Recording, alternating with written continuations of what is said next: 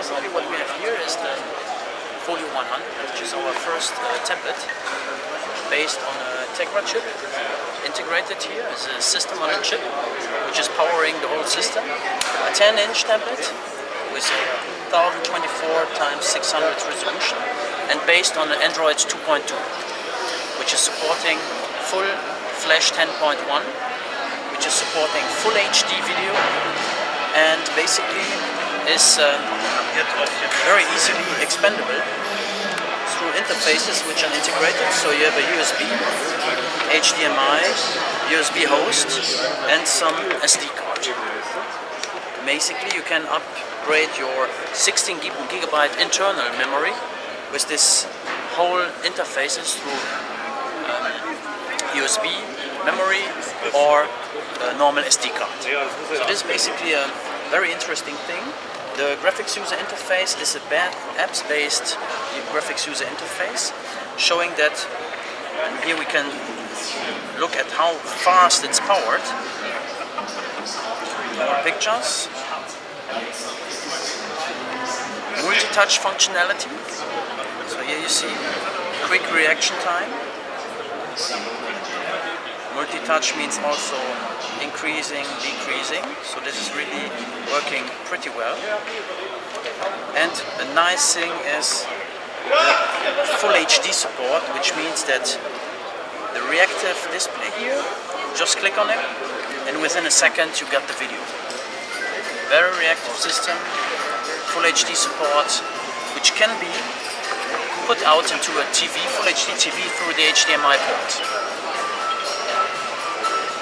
An interesting thing is also that we have here multitasking. We say here that different applications are running in parallel, so full multitasking possibility. Quick search functions and the possibility to look up different apps. For example, the compass apps, which is then showing the direction. Different apps you can just download. And an interesting thing also is that you have a Documents to Go application. Here we see the presentation in PowerPoint, so it's fully compatible with some Office documents. And you see here the PowerPoint presentation.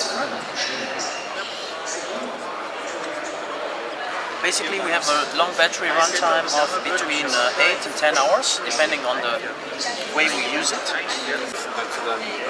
Good, so here you have the docking connector, which makes it possible to dock the whole device in a docker. Here you see the AC connector, that's the headphone, HDMI down there, USB 2.0, the USB host, and finally SD. So this can be closed. Webcam, infrared, and interesting also, you can tear off the cover and exchange the battery, which is a very important point. Okay, so basically, as I said, you can replace the battery. It's easy, you just tear off here the whole thing and you can open this. And that's a very big benefit of this. You can just take out the battery, and if after a couple of years the battery is low and not working anymore, you can just replace it. We have a nice functionality which is also as a tilt sensor, so that you don't need to you can see just in what direction it is held, so that the whole landscape mode is going into portrait, for example, quickly. So this is basically our tablet based on Android.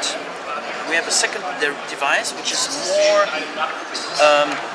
clamshell device type of device with an integrated keyboard with a nice way of being more productive with the keyboard, because you can type much quicker.